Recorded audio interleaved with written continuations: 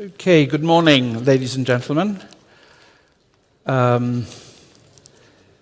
me first of all thank the Bertelsmann Stiftung for hosting us once more in this lovely venue here in Madrid. We're very fortunate, I think, to be able to use this space so frequently. Let me also, of course, thank you for joining us for this conversation about EU-China relations, which I think is extremely topical. There is, of course, a third player involved in this conversation. I'll be interested to see how long it's going to take for the third player to be mentioned. But let me above all thank our speakers for being, some of you have come from afar, some of you have come from other parts of Europe. Mr. Borrell, of course, lives in Spain now. We're very lucky to have him with us back home.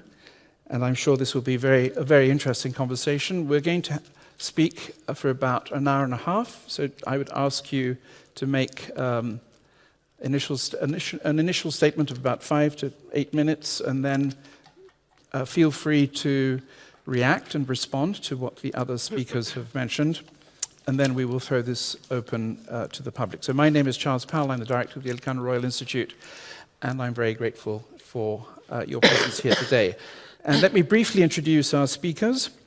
On my left is Amrit Müller. Thank you very much for being here. She is the Director of the Department for European Studies at the Director for European and Global Affairs and Head of the Europe in the World program at the European Policy Center in Brussels. The European Policy Center in Brussels is one of Brussels' leading international relations and European think tanks, as you all know, and we at Elcano are very proud of our relationship with EPC. We have a small office in Brussels, as many of you will know, which is run by Luis Simon, our senior analyst, and this is one of many joint activities that we are currently engaging in with EPC. We also have with us Jin Ling. Thank you very much for your presence today. She is the Director of the Department for European Studies at the Chinese Institute of International Studies, and together with the other speakers, in fact, we have organized an event yesterday and today, a closed-door seminar, closed-door workshop at Elcano, in which we have been discussing some of the events that we will be talking about in a minute. We also have with us Tang Ming. Thank you very much for being here. He is the Senior Vice President at the Center for China and Globalization, CCG. Again, a very well-known institute, highly respected institution in China, with which we have also worked very closely. And last, but by no means least, we have our dear friend Josep Borrell, who is currently president of CIDOB, an institution which I always describe as our sister institution in Barcelona. He obviously doesn't really require much introduction. He is the former High Representative and Vice President of the European Commission, who has made, I think, a very lasting contribution to the European integration project and to the development of a European voice in international affairs, which is, of course, very badly needed these days. Josep Borrell is also a Senior Distinguished Fellow at the Elcano Royal Institute, and we are really very, very honored and proud to have him on our team. So, without further ado, I would like to start with you, Almut, if that is okay. You have been discussing these matters internally amongst yourselves during the last day and a half. And my first question would simply be, what kind of agenda do you see for EU-China relations, given this extremely complex geopolitical situation in which we now find ourselves? Is there any room for optimism? How do you see this agenda moving forward? And perhaps before you jump forward, we could look back a little bit as well. I think it's always useful to reflect perhaps on past mistakes or things that we might all have done differently. And I was wondering also, Giuseppe, in your remarks, you might address a very simple question, all of you perhaps, which is the Europeans in particular. In 2019, as you know, the EU described China as a partner, an economic competitor, and a systemic rival. And I've always been very interested in this definition, and I wonder whether this was actually a good idea. I mean, it may have provided conceptual, intellectual clarity, but at the same time, you know, if you go to a doctor and you say, I'm going to introduce you to someone who is my partner, my competitor, and my systemic rival, the doctor could say, well, I think you're schizophrenic, you know? I think you need help. I'm not saying that the EU is schizophrenic necessarily, although it may well be in many ways. But my question is a serious one. You know, how has this really helped us in the European Union to deal with China? And has it been understood by our Chinese friends and colleagues? Or perhaps they, you know, read too much into it. So if you could just perhaps look back a little bit before we look forward. I will, please. Thank you very much, Charles. This is a huge task on my shoulders, and I feel humble in the presence of former High Representative Josep Borrell, who is, of course, very well suited, better than I am, to answer this question, but I will have a go myself. Excellent. And I want to also thank you, Elcano, and our partners from China and Europe, and for you to come here to this event. We need to care about international relations, and as someone who has studied and lived and breathed, and I can say personally thrived in an environment that has been a very benign one for me personally in Europe, and I know that we cannot take for granted. I would also like to thank Josep Borrell for his service and everything that he's done for this, because as a European, I feel we are also at a point in time now where probably my generation really has to show we've learned. And we need to step up in trying to make sense of what future European collaboration would mean for the mode in which we are working together. And think tanks, in my conviction, play a very important role in that regard, but also at global stage. And so it is a great honor to be here with you on the panel. Let me just, Charles, perhaps look briefly at the question you put first, and that is, where do we stand? And we discussed this in the course of the 2 days that we spent together, and my role in this group is to sort of try and give context to where Europeans are finding themselves and the points that I would like to bring to the table in this globally challenging environment. We need to acknowledge that, of course, this looks different from different vantage points in the world, and also different from different vantage points in Europe. So it was also very interesting to hear Spanish perspectives on this. First and foremost, for the European Union and its member states, and we are fortunate enough to have the United Kingdom in a rapprochement, non-EU countries in a rapprochement with the EU, and also with matters that are really of great relevance to us, in particular on European security. For us in Europe, this world is in particular with regard to changes on US course of policy. Yes, here am I to mention, since you were asking when will it first come up. Mm-hmm. The United States course of policy, of foreign policy, of course, has a tremendous impact on Europe. And we've known that in the past. The US has reminded us that we need to take our security into our own hands a lot more than we've done in the past. And it is happening now in light of a Russian war of aggression that is continuing. And as we speak, there is a coalition of the willing coming together again and trying to find a meaningful and a robust contribution in this very challenging environment for Europe.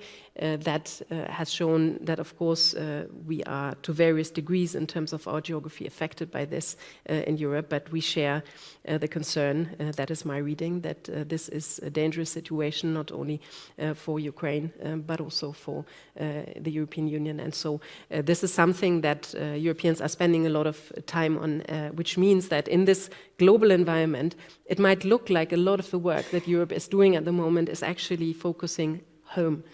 And trying to make sure that Europe can have Europeans can be safe in the future, and of course, very importantly so, and we also discussed that in our conversations with all the colleagues here, economic experts, how Europe can stay prosperous.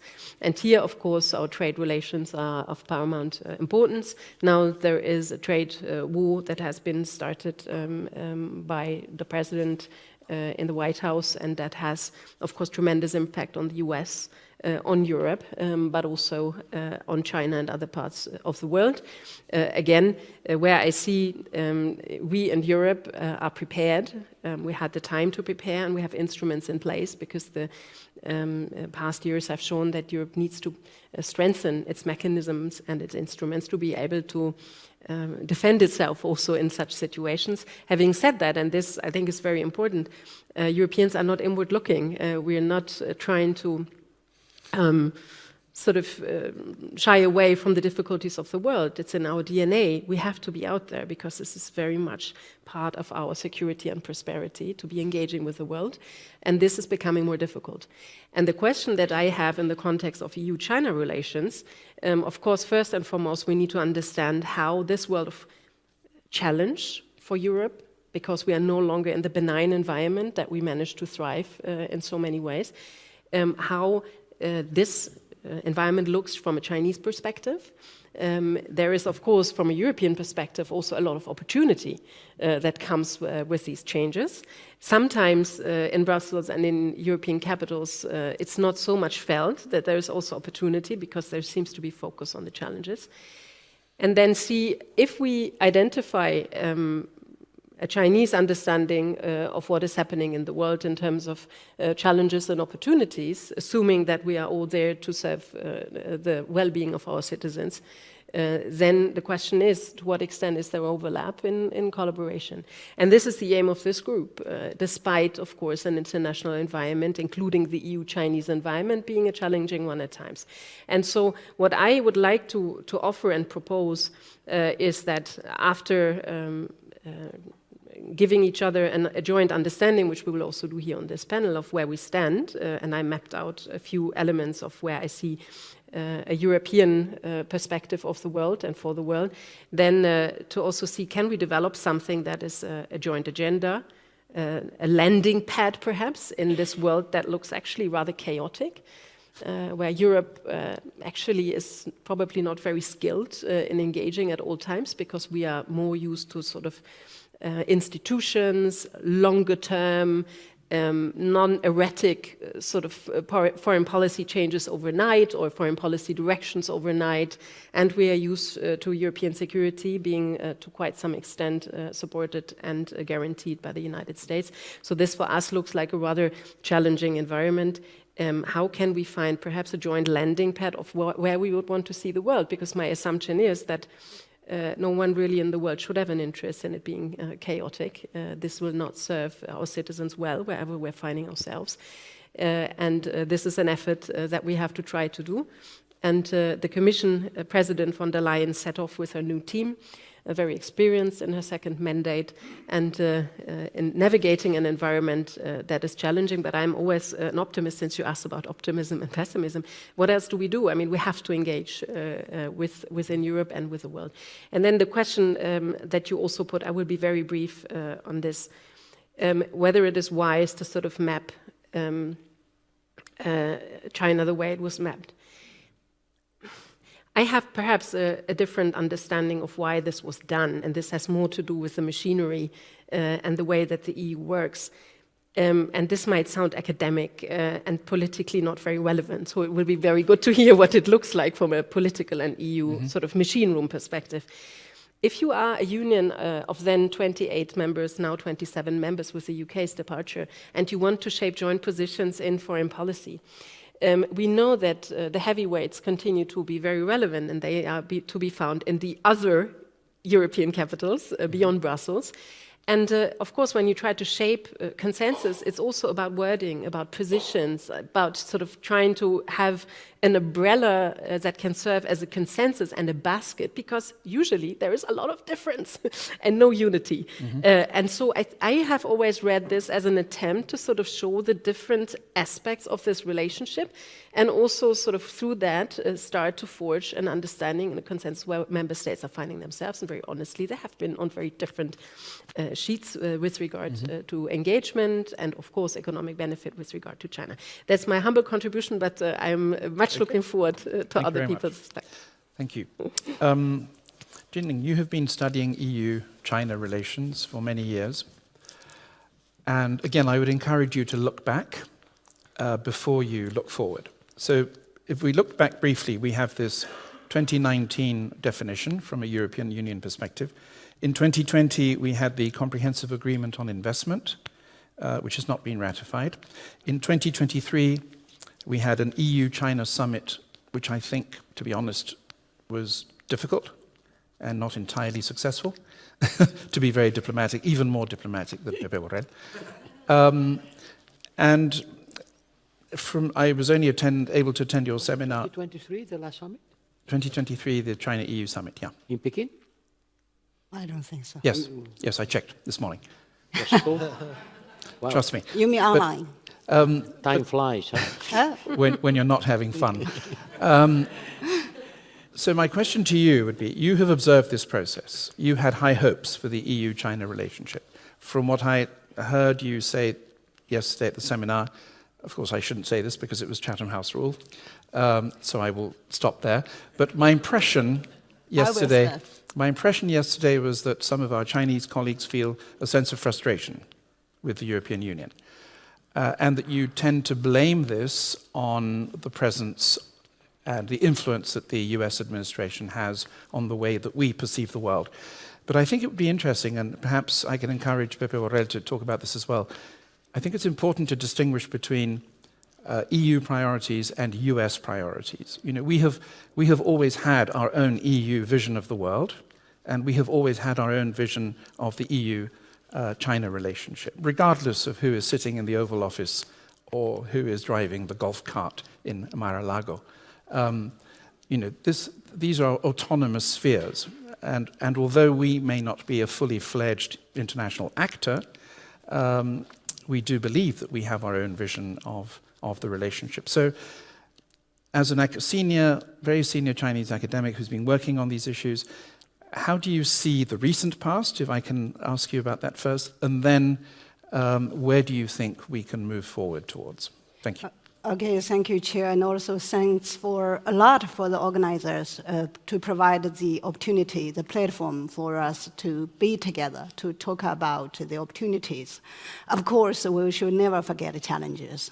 If I could further look back, because this year is the 50th anniversary of China-EU diplomatic relations. Mm-hmm. With ups and downs, actually, China and the European Union has successfully navigated difficult times, easy times. We have accumulated the experiences that could, be used as a guide for the future cooperation. The first point I like to say, China and the EU, when we talk about the differences, it was naturally born. China as a sovereign state, EU as an integrated unity of different member states, multilateral governance structure, mm-hmm. and let alone we have different political systems, histories, development experiences. But a big but from my personal view, that shouldn't be an obstacle for the cooperation. During the past 50 years, especially after China's opening up and reform policy, China and the EU has been actually integrated closely. EU companies investing in China provide growth and jobs for Chinese economy. We appreciate it a lot. And also, Chinese market also benefited EU's own development. Even we are on different tracks, but we have the common, dreams of the stability and the prosperity. So what are the experiences we should draw from the past experiences? Mm-hmm. The first one is actually China and the EU as big powers, big markets, and influential civilizations. We, generally speaking, we don't have geopolitical, these so-called geopolitical tensions. Mm-hmm. And secondly, we have, based on the principle of win-win cooperation, as I've said before. The last but not the least, that is, we are different, but we always keep the channels of dialogue open. We have set up different mechanisms we dialogue on some very difficult issues. So we should never keep that door closed. So that is important, I have, put our story further back. Mm-hmm. So when we look at current situations, yes, recent years, some structural factors like the COVID-19, like the Ukrainian war, like the China-US tensions have reshaped the narratives here, the China-EU relations, to a large extent. As our chair has said, in 2019, the so-called partner, competitor, and strategic rivalry, that make us, a little bit difficult to further continue the cooperation. But today, we are even with that difficulties, if you look at the trade volumes, if you look at the investment cooperation, I think the strong resilience are still there. We are indispensable. And also, we have navigated our cooperation during the first Trump administration. I still remember the days when China and the EU joined hands to keep the climate change deal, joined hands to keep the Paris climate deal alive, to try to, keep the Iranian nuclear deal alive, and make the joint announcements to keep the multilateralism functional. So all of these are the basis. For me, it's a very solid basis for the further cooperation. Because today we are really at a very critical stage with the very chaotic policies launched by Trump, the second administration.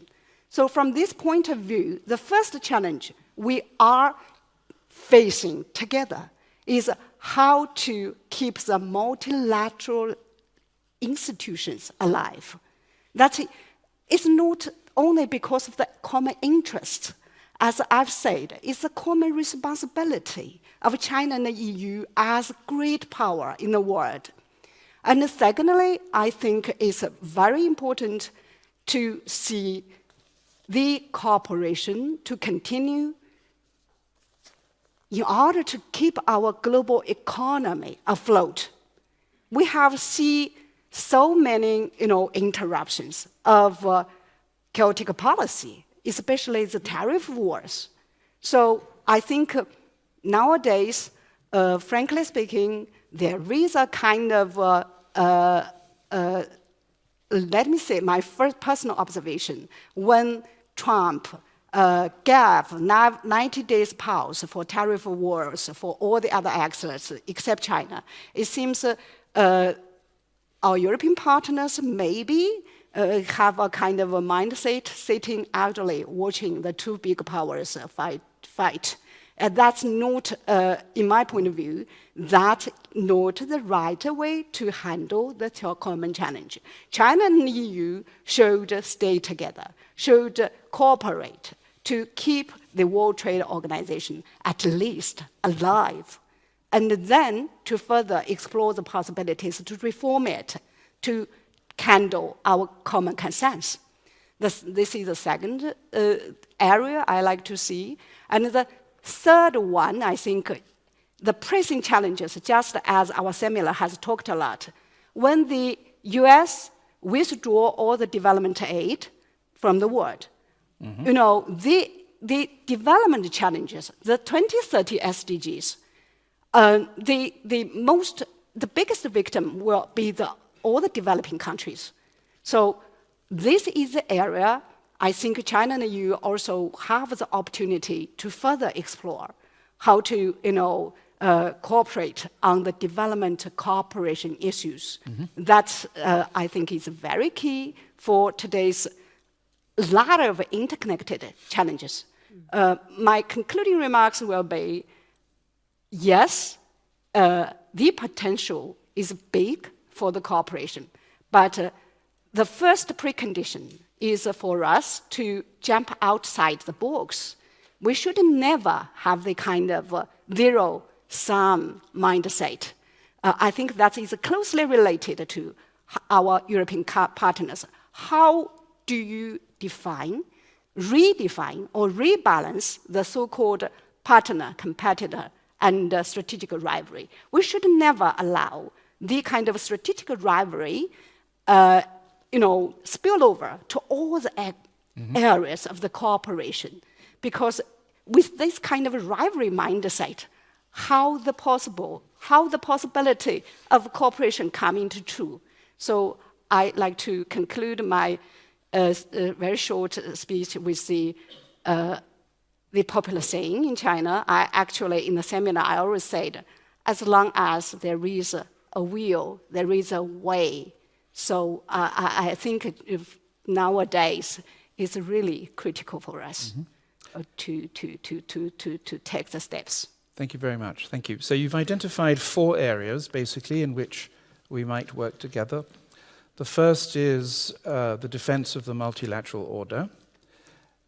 But it's important to stress this, but of course, when the EU decided to describe you as a systemic rival... Systemic rival, the wording is not exactly systemic rival, it's just rival. I think No, it's systemic. it's the systemic rival. Systemic rival? Yes, systemic rival. Well, then don't confuse systemic with systematically. Okay. But the reason I mentioned systemic rival is because obviously we are liberal democracies and China is not, and that's fine. In other words, non-democracies and democracies, or at least non-liberal representative democracies and popular democracies are able to work together. But can we defend the same multilateral order in the same way? In other words, do you think that China and the EU share the same view of the multilateral order? So this is one general question. Yeah. Secondly, climate change. Okay, we obviously share the determination to fight climate change, and this is obviously something where the Trump administration is not on the same page. Drill, baby, drill is not our idea of how you fight climate change, right? Thirdly, you mentioned our joint interest in preventing nuclear proliferation, which is, I think, an important one. And finally, this very interesting question of development aid. The United States represents 40% of international development aid. So if they withdraw that, which effectively they are doing, this is a challenge for the rest of us, and it's an opportunity for the rest of us, right? And in our second round, perhaps I'll ask you to pick up on some of those. So Giuseppe, you were in the driving seat, not in the golf cart in Mar-a-Lago. You had a real job in Brussels, which you took very seriously, I know, because I have followed your work very closely. What is, first of all, your perception of the evolution of the EU-China relationship while you were HRVP? I remember we had dinner your last night as Spanish foreign minister in your residence in Palacio de Viana, and you were worried about China then, but not very worried. There were other things which were, I think, more prominent on your mind.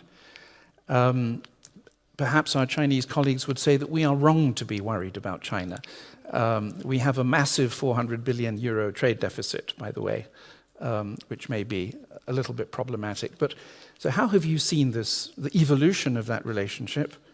And again, trying to put a more positive, optimistic spin on all of this. Jinling has mentioned multilateralism. Can we work together defending multilateralism, the fight against climate change, the fight against nuclear proliferation, and what to do about development aid? And please feel free to add new areas where we might work together. And I think Albert made a very important point, which is, and I want to stress this again, we Europeans have a vision of EU-China relations regardless of what the United States is up to. Sepp. Thank you, Charles. It's a great pleasure to be here with our Chinese friends. And thank you to Elcano for calling for this meeting. Yes, these 3 words, partner, competitor, and rival or strategic rival, has been marking the frame for the EU-China relations. And I insisted from the beginning that even if we say systemic rival, we don't have to understand that as looking for a systematically rivalry. And all my friends, Chinese friends, and in particular, Minister and Director Wang Yi, who is one of the most clever persons I ever met, all the time was telling me, don't call us rivals. We are not rivals. We are not rivals. We don't want to be a rival. We don't want to be considered a rival. All my Chinese interlocutors has been stressing this approach. Yes, we are competitors. Okay, everybody is competing. You are competing with the US also. Yes, we are partners, certainly. How not? Look at the level of trade exchanges. But we're not a rival. And us Europeans, when we say systemic rival, we don't want to say that in an aggressive or assertive manner, just to show a fact, which is a fact, that you have a political system which is different from ours. And that's a fact. And we are not going to change you, and you're not going to change us. But when we interact with others, when we go to Africa and we present our proposals, it's clear that they look at us in a different manner. And you pretend that your system has been very much performant from the point of view of economic development, and certainly you have been. China is an amazing example of what a country can do in less than half a century. I always said that. Nobody, nowhere along the history of mankind has been able to do what China has done. To take so many people out of poverty and to escalate from a poor, underdeveloped country to be on the border of technological development. I remember my first visit to China when I was Secretary of State for Finance here in Spain. It was in the year 84, not so many years after the opening. 79. Not so many years. And I remember Peking in 84. And today, or last time I went to China for the summit, you said it was in 23? Okay, what's there? And it's something that you cannot ignore what China has done. And there is no solution for any one of the global problems of humankind without you. Whatever problem you want to consider, you have to count on China. How do you want to tackle climate change, health questions, trade, everything? China is there, like it or not. So that's important for us to say, to recognize, and to express on which issues we are having different approaches, and on which issues we have, not should have, to work together. Especially on this changing geopolitical landscape, because certainly it's changing. Since I left Brussels, by Christmas time, it has been an earthquake. It has been an earthquake. And you said that very politely, that someone is seeding chaos. It's very polite, because it's seeding more than chaos. It's creating trouble. It's putting dynamite on the foundations of the world order. And what we see yesterday is that they are rewinding very quickly, because the US has realized that it's not possible to go on this trade war with China. It's impossible. They realize it. And the markets, which are the masters of the clocks in our world, the markets are the one who says, yes, you can do it, no, you cannot do it. The markets have been sending clear signals. You are going to the cliff. You cannot crash against China. And you have been preparing for that since the first Trump administration. I know. Have a look at the share of your trade with the US on the last 5 years. It has been decreasing steadily. The figures I don't remember exactly, but it was something less than 20 to something less than 15, no? 12. 12? Wow. Last year, 12. Last year, 12. Well, look, these people knew that the second Trump administration would be something difficult to deal with, and you have been preparing for that, increasing your resilience and decreasing your exposition to the trade with the US. And now when the Americans started saying, tariffs, tariffs, tariffs, and you retaliated with tariffs, but with quite a cold blood, even joking. Yes, I've seen these videos that you have been spreading around of the US people trying to work with sewing machines and producing chips with, very funny. But you reacted with cool blood saying, look, it's impossible to go to a trade war without making the whole economic system fall down. Yeah. And the Americans are withdrawing, and they will withdraw still more, I'm sure. But in any case, the damage is already being done. Yeah. The damage is already there. The damage for the capacity of the world affairs to have a clear understanding of the perspective, and at the same time, it's opened new opportunities. For us Europeans, this madness is creating new opportunities. Look, the Americans represent 17% of the world trade, but there is still 83%, and you are there. I think that the Europeans have to understand that China will play a bigger role, that Trump will succeed on making China great again, because they will offer you opportunities, in particular on the field of economic development. If they are withdrawing, you will fill in the vacuum, and people will thank for it. Because you know the decision of the Americans to withdraw from the development aid will create hundreds of thousands of people losing their lives. More than hundreds of thousands. It's more than a mistake, it's a crime. That's a crime. When you sign an order saying that you withdraw suddenly 40% of the development aid, it's going to kill people. And if people want to avoid to die, they will have to rely on us and on you. Trade. Investment. In Europe, we said that we base our system on cheap gas coming from Russia, security provided for free by the US, and the big Chinese market. Big market to invest, receiving cheap goods. You did more to control inflation than all the central banks together by providing cheap goods for many years. But now you are not providing cheap goods. Now you are on the forefront technological development, and now you are a competitor, clearly. In some cases, you are a dangerous competitor because you are doing very well.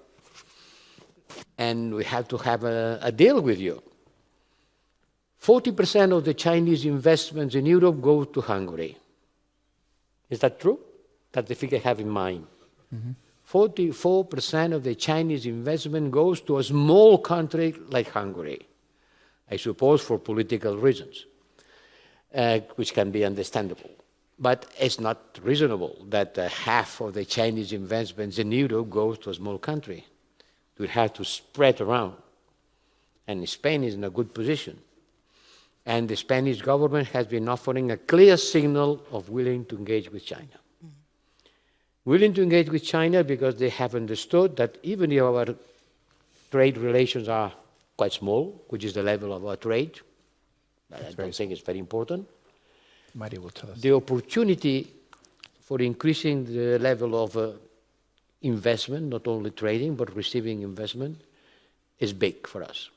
And in Brussels, last legislature was dominated by a word. Which was the word? De-risking. Remember my president saying, not decoupling, de-risking. Which is a nice word, but what does it mean exactly? Which are the risks? Because if you de-risk too much, then you decouple. Even if you don't use the word decoupling, that's what we are doing.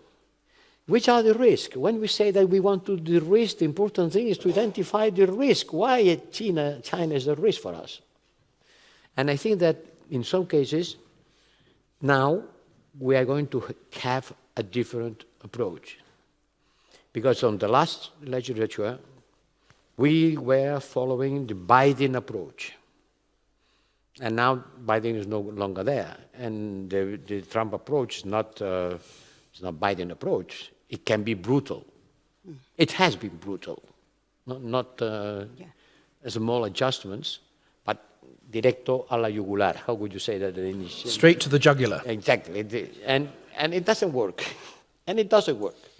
So we have to review our piece. We have to rethink what do we mean when we say de-risking. And you also have to understand that we have some concerns. Ukraine is a great concern for us. I've been talking with Wang Yi and your administration a lot about, and I know that you were moderating Russia every time that Russia talked about nukes.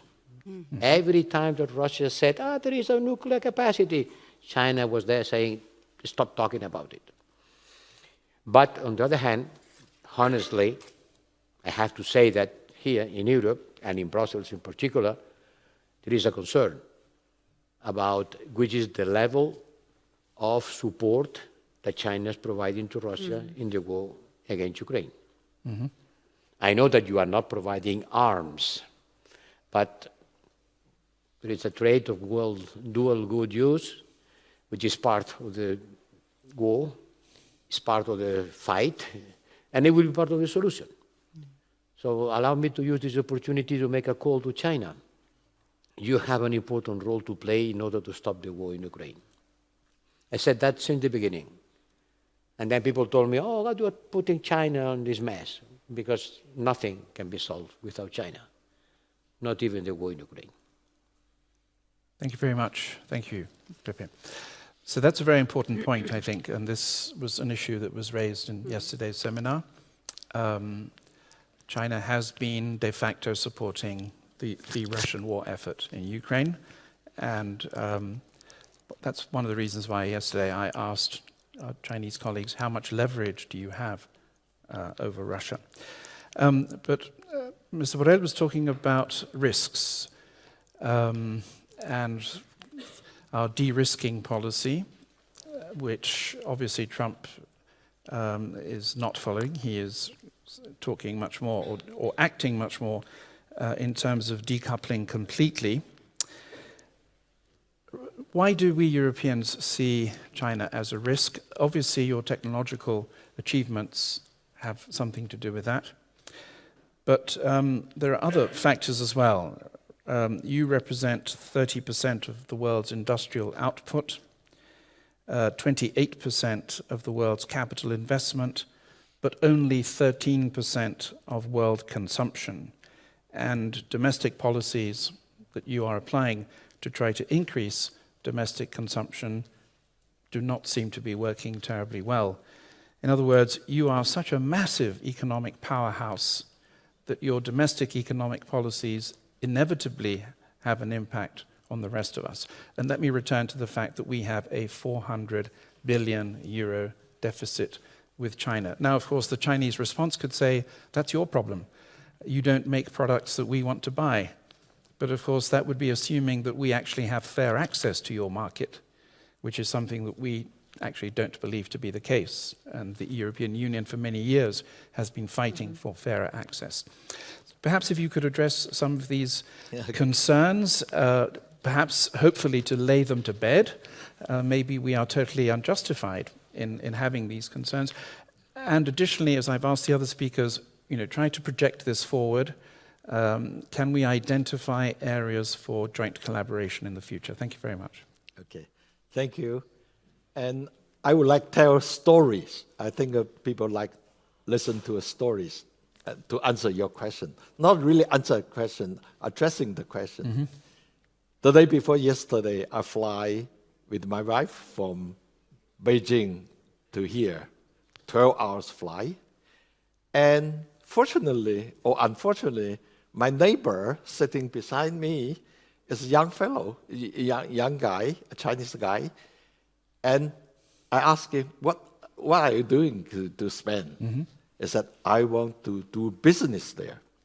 Why? He's quite young. He's second generation for entrepreneurs. His father is a farmer and later become entrepreneurs, produce car parts, auto parts. Okay. At this moment, 50% of their product sell to United States.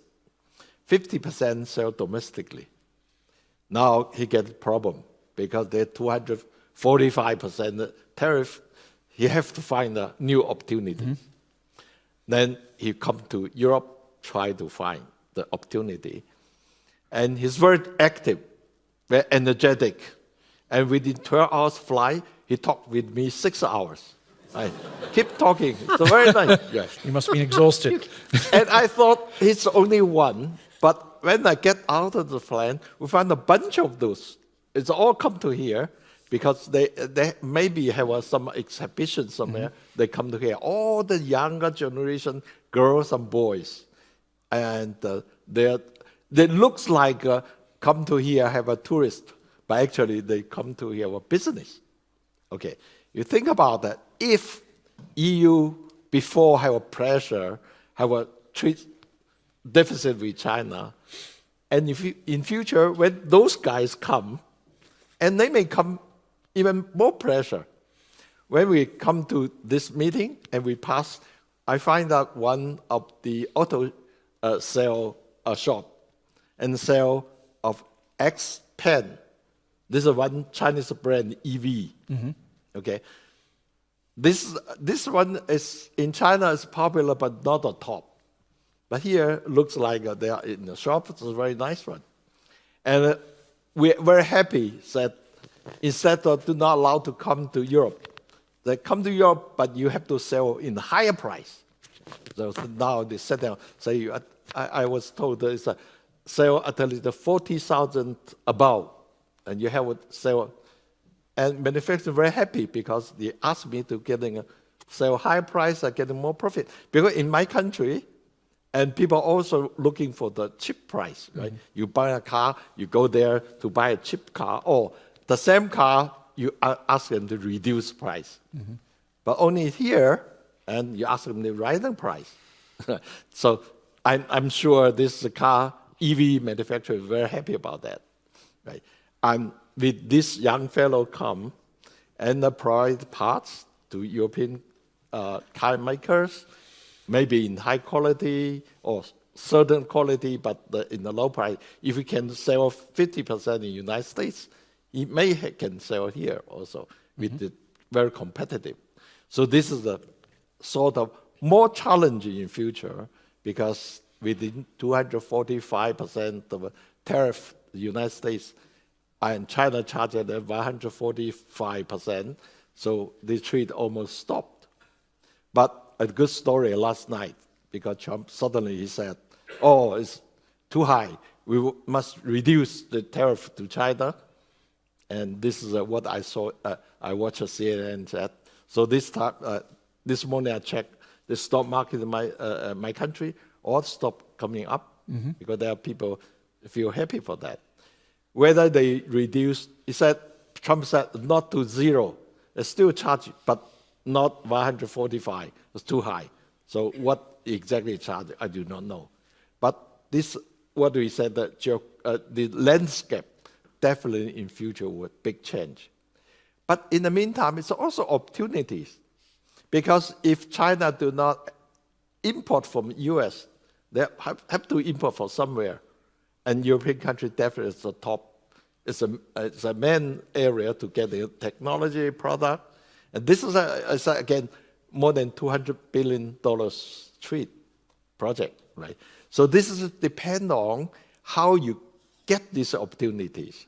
Competition definitely there, but how can you getting China sell to US sell to China's market, whether European can get it?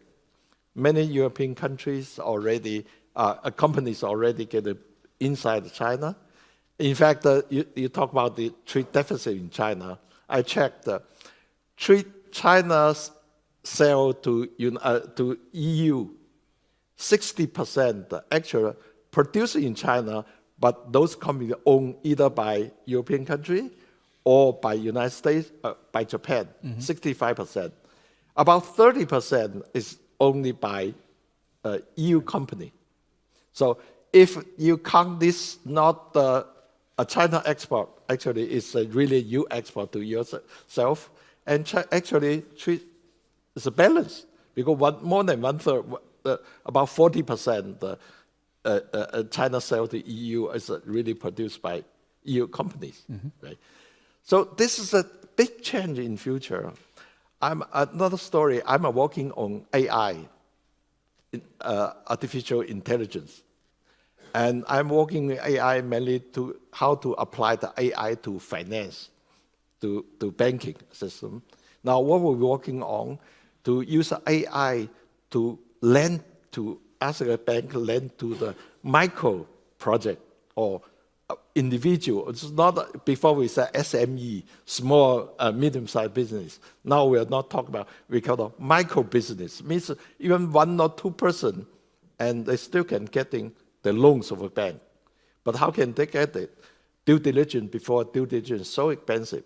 Now use AI, and before we do due diligence fund business, a loan, usually about like 200 euro, the cost of 200 euro. But now with the AI, 0.2 euro to do due diligence, right? Because all data is there. And in China, nobody have cash anymore. It's all treated by your phones, everything. And the AI know more than the business themselves, because all data is they can do analysis with a few seconds. They know how you sell, what's data getting better, right? They know more than you do, the owners do. And they can say this can lend to them or not lend it, due diligence. Right away, suddenly all the banking business become a total different. The big business still doing that, but now they can come to farmer, come to the individual business, a smaller one, or the young people, graduate, just stay home, they can do the e-commerce, all things. But this is AI, so and I keep changing, keep progress for that. So this part also, EU can working together, because it looks like in future, the AI will probably 2 or 3 systems. One is the United States, one type of China, because United States block all technology or the microchip to China. China have to produce themselves, and all the software also blocked. Even Windows in future maybe do not allow to use in China. China have to produce their own. So these 2 systems are competing, and EU have your own position there. First, you are very good intelligence, or I know France are very good in AIs, right? And also you have your point, because AI, I'm working on AI, I'm so concerned about after 10 years, AI may kill all the human beings. You never know, right? But in that part, EU is very, very concerned about that. A lot of regulations. That also China can learn from that, right? And that, I think, challenge definitely there, and more challenging because the changing of a landscape, but also opportunity. And how can we catching up opportunity is more important. China, yes, their consumption is not enough. That government try to addressing that, right? And because China's follow is a Japanese, what we call the export-oriented type of strategy, right? But now we feel it's our pressure because we too much depend on world market. And in the past decades, already have some change. For example, 10 years ago, China's surplus, current account surplus, is about 10% of GDP, China's GDP, now reduced to 1.7%, just substantially reduced. right? As I mentioned, to U.S. market, before it's 20% of export to U.S. market, now reduced 12. 12. Even in EU's, we are growth very slow. Why? Because we want to develop our own market. But they take time.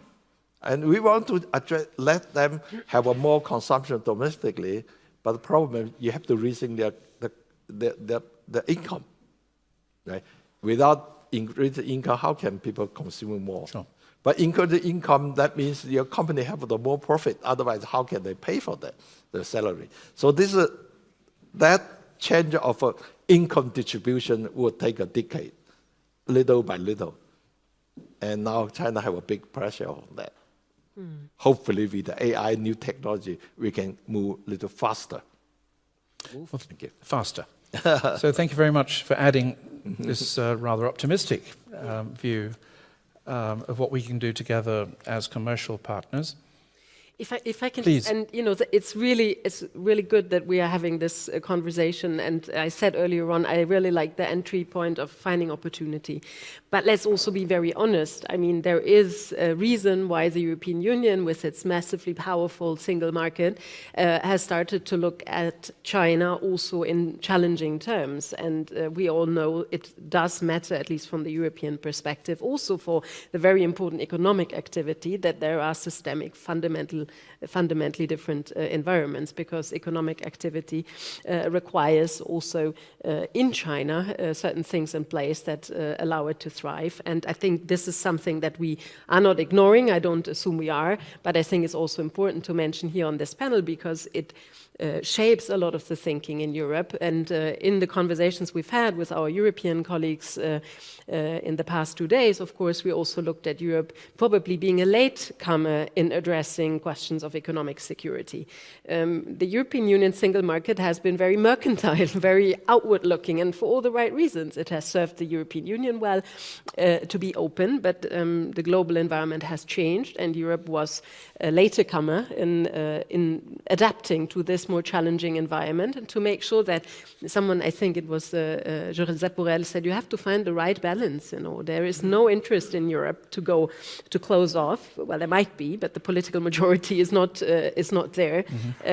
But at the same time, it is very important from a European perspective to mend vulnerabilities, and so also make clear that, including in the area that you are describing, where China has been massively dynamic with regard, to the whole technological revolution, and here is probably where the United States and China, the real heavyweights competing, are the most challenging for Europe, and Europe has a lot of catching up to do. But there is a sensitivity over the use of data, as you have been describing, and I did note that you did say perhaps also an area where China can learn from the Europeans, and this is the kind of conversation I think that we need to acknowledge difference where it matters, and then for the Europeans also to see that, and this for me is important. I mean, the world looked benign from a European perspective for a long time. I'm a product of this, as many of us Europeans are. Not all of us were fortunate enough to live in this peaceful part of Europe for so long. But we have to do a lot more to be out there now. And one expectation I would have is, as China is reorienting itself and finding opportunity in this world, in its regional environment, but also in the world, I expect from Europeans, both with regard to the EU representation that Josep Borrell has been leading, but also at member state level, to be out there in the world, being present with probably a lot more people, with our brightest people, with our hardest working people, to convey the message that Europe stands ready to. We are ready to become more influential, and I would like to see that ambition, and I'm not sure I always see it at every day in my life, because probably we have come a little bit too used to having earned the attention of others, to having been given the attention of others, and now we have to learn to earn the attention of others again. And that is probably also a humble approach in looking at some of the areas that Jingling has been describing, including on multilateralism. And we have had, in the course of this think tank exchange, a lot of more theoretical sort of engagement over concepts of, how we see the world between multipolarity, multilateralism, etc. That is all very useful because it has political implications.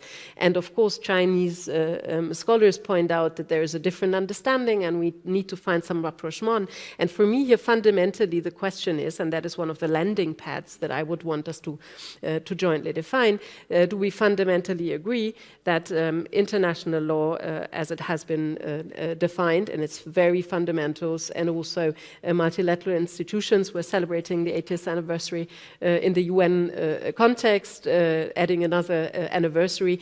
Where do we actually really make sure that while there is a rampant dismantling of this environment, the WTO, the WHO, global health is sort of very, very fast going down. So where do we find very concrete ways to collaborate in these areas where we can also learn again to trust each other?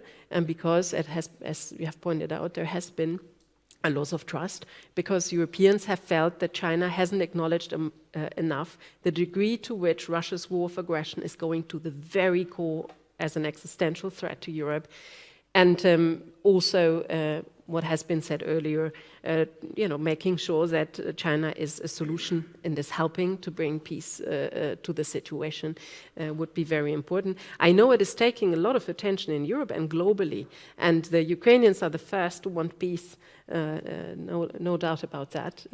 But then I know in other parts of the world, and I've been traveling a lot over the past weeks, there is also an impatience to say we need to unleash now opportunity in the world, and Europeans, are you really out there, or are you not stuck in your old battles, etc., etc.? I'm well aware of that. We need to be self-critical as well, and that is part of the sort of the honesty that we also need in relations with regard to the EU and China. Thank you very much. You've mentioned the question of trust. I was wondering, Jinling, whether you think how can we go about rebuilding trust? If you think it has been fundamentally eroded as a result of the war, the Russian war of aggression against Ukraine, and our perception that although, as Giuseppe rightly mentioned, you restrained the Russians when it came to using tactical nuclear weapons, although frankly I don't think they would ever have used them because they would have been badly damaged by those tactical nuclear weapons themselves. But anyway, you talked the talk, you restrained them, you reminded them that nuclear war is not something that we particularly look forward to. What would this trust-building exercise involve, given this complex geopolitical environment in which we are operating? Can you think of specific measures? Yeah, this is the most difficult issue actually today between China and Europe. Strategically speaking, there shouldn't be such a kind of trust deficit between China and Europe. But I think with the COVID-19 and also with the Ukrainian war, the perception gaps between China and Europe has been, enlarged.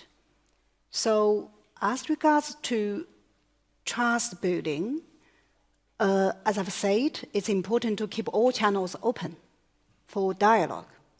I think from official level, we, from both sides, China and Europe, committed to, keep all the institutional cooperation, to continue, even under very difficult context. But from my personal observation, as regards to people's level, or the kind of think tanks dialogue, as we have displayed, there's still a very big gap. And also, frankly speaking, I think today, Europeans' Chinese knowledge deficit is wider than vice versa. Actually, today, more and more Chinese scholars, and it's a very complicated, mechanism of the image shaping. I have ever been personally involved in the project to look at how Chinese public perceive EU. I think the very positive report very positive perception from public officials and also academians shapes the public concept. Because, of course, it's also Chinese culture. We would like to put something, not so happy on the table. We would like to talk behind the doors. We put all the shining parts, on the table to make, our public to see the opportunities, to see the hopes. So, and here is another story. Bad news is good news. If you look at the media's reports about China, if you look at the interests of even our academians focus on China, it seems no positive. It seems there is no positive things. We have talked a lot about that. So I think image shaping from public level is very important.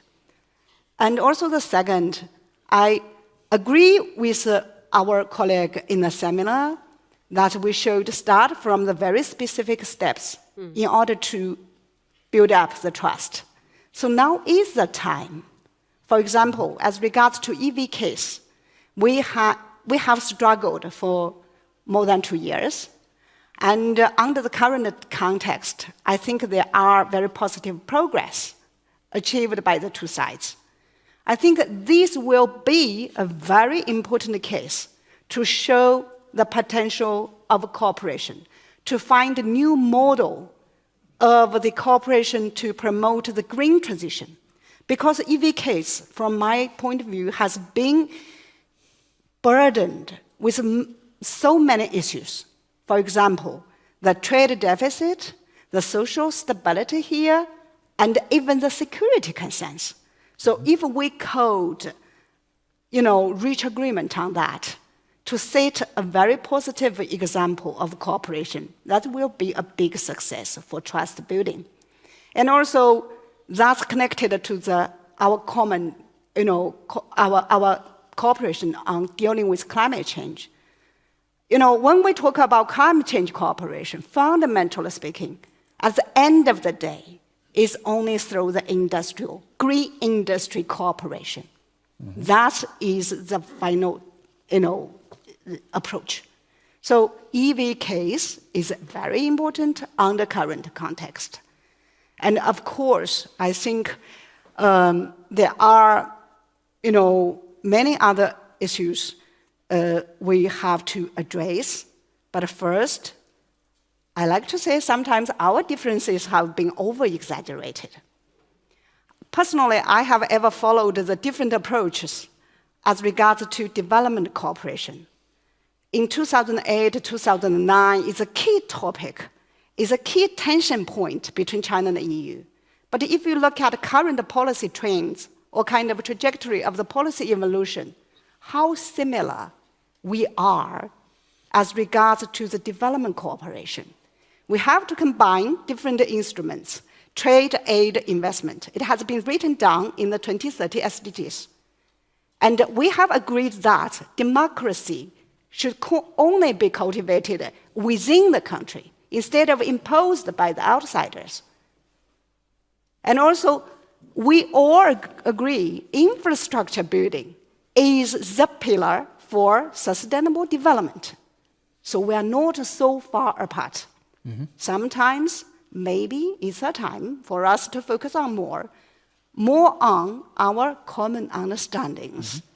It doesn't mean I adopt a kind of, the policy without looking at the difficulties.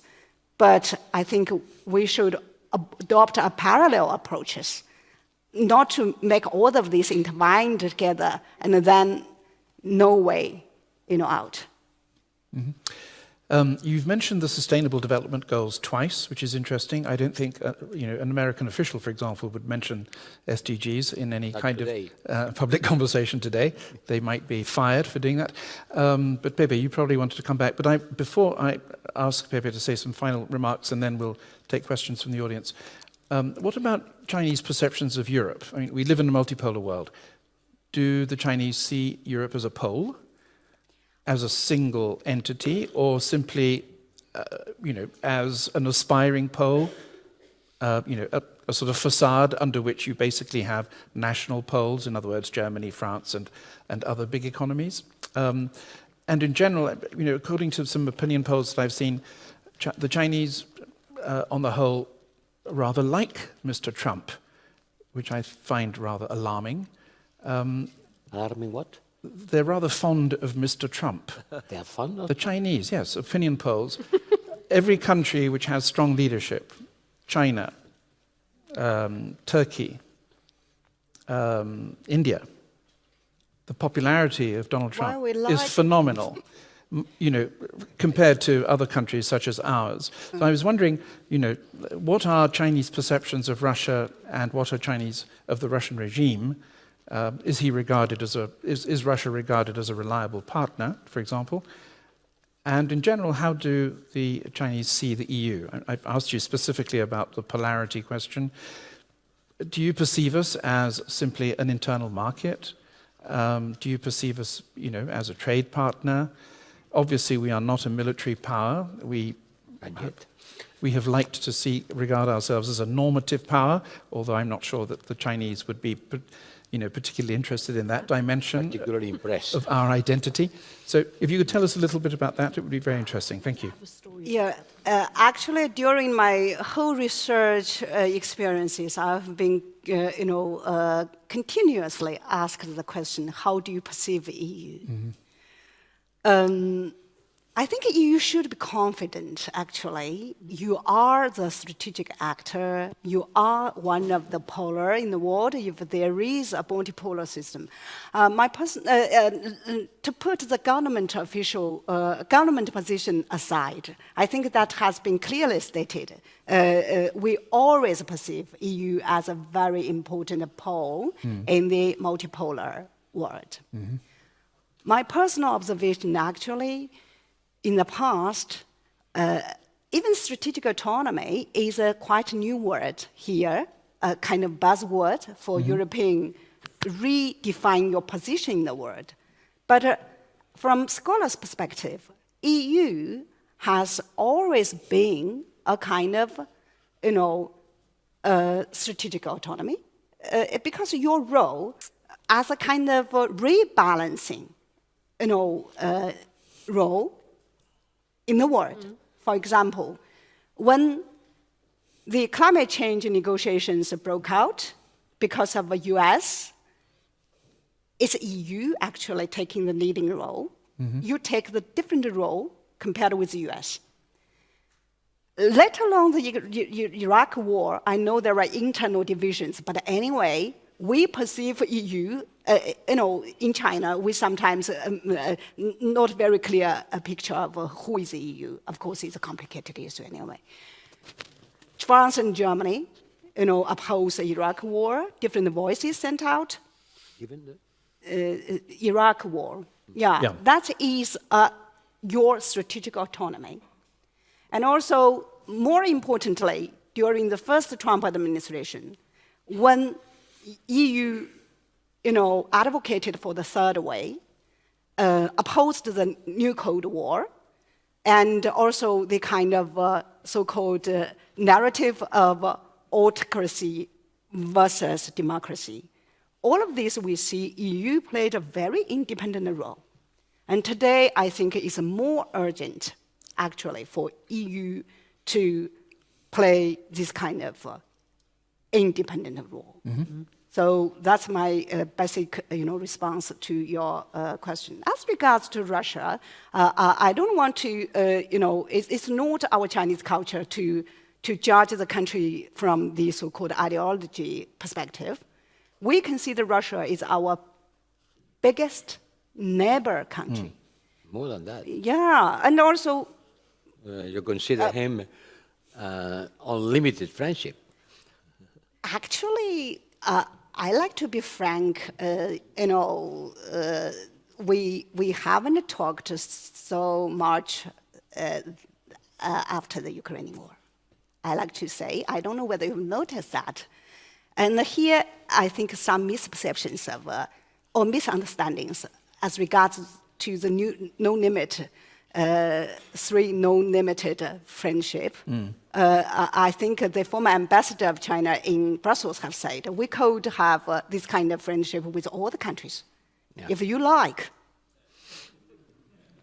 Doesn't sound very convincing, if I may say so. And also, it's also my personal observation. If you look at the current situation of China-Russia cooperation, you should look back the history of Russia, China cooperation, the very struggling history we have had. The biggest lesson we draw is that we should never have a conflict with Russia, because each conflict will take us a lot of territory. Yeah, I don't recommend That's a fair assessment. Also, we don't recommend it. And today, economically, China and Russia is close, is very, closely interdependent from energy's perspective. Sure. So, and also, let's to be realistic. With the U.S. takes a containment toward China today, you count on China to have another enemy of Russia? That's not possible. So, another what? Sorry, can you repeat that last point? Can you repeat that another last what? point? not possible. Not possible what? Not possible to, to have any conflict with Russia. Right. Direct conflict. You can't afford to have a conflict with Russia, given Of course. the Trump administration's attitude towards China. That's actually, you ask about the Trump. We don't judge on the Trump's personality, whether it's strong or weak, because it's really not an easy question. No. Sometimes to be strong is to be weak, as we have witnessed, right? High tariff wars, then bleak. But we would like to see Trump from the perspective of the first, our interests, second, global interests. That is the standard we adopt. Thank you very much. I'll ask Giuseppe to say a few things, and then very quickly, Well, this conversation want to respond? is, at least for me, very interesting, and I hope for you too. Look, on the last 5 years, I remember very well how our EU-China relations derailed. I remember very well. From the first summit until the last summit, we were almost there on signing this investment agreement. Almost there, but suddenly everything derailed due to the Hong Kong, due to the Uyghurs issues, then the sanctions, then you sanction members of the European Parliament, then the European Parliament retaliated saying, well, we are not going to have any kind of relationship with China as far as the members of the Parliament are being sanctioned by China, then everything got stuck. Lastly, on the last days, if I am not wrong, things are defrozen because the European Parliament finally accepted to restart having contacts with China. Right. I am very happy with that. Because I told you, you cannot sanction members of the European Parliament because members of the Parliament are free to say whatever they want to say. They cannot be sanctioned. In our culture, to sanction a member of the Parliament because he's expressing their thinking is something unacceptable.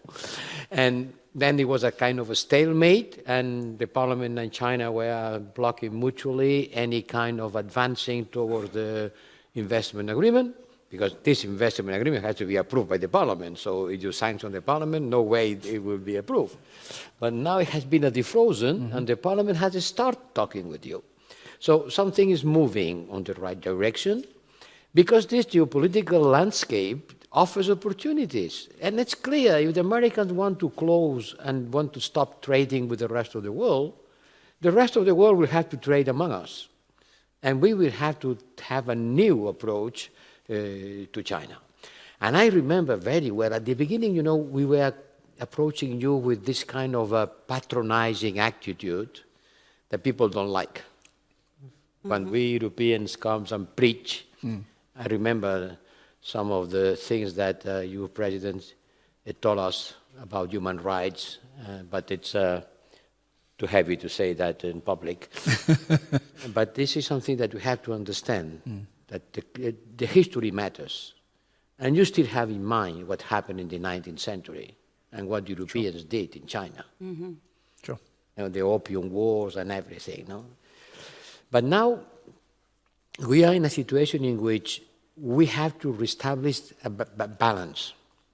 Because when you say, oh, we are friends of Russia as much as we are friends with the others, well, no, not exactly. Not exactly. You haven't signed an agreement of unlimited friendship with the Europeans. If you like. Why not? Why not? Why not? Yes, why not? But the fact is that you signed it with Russia 1 week before the war started. Yeah. Just 1 week before. So my question is, were you aware that the war was going to start 1 week later?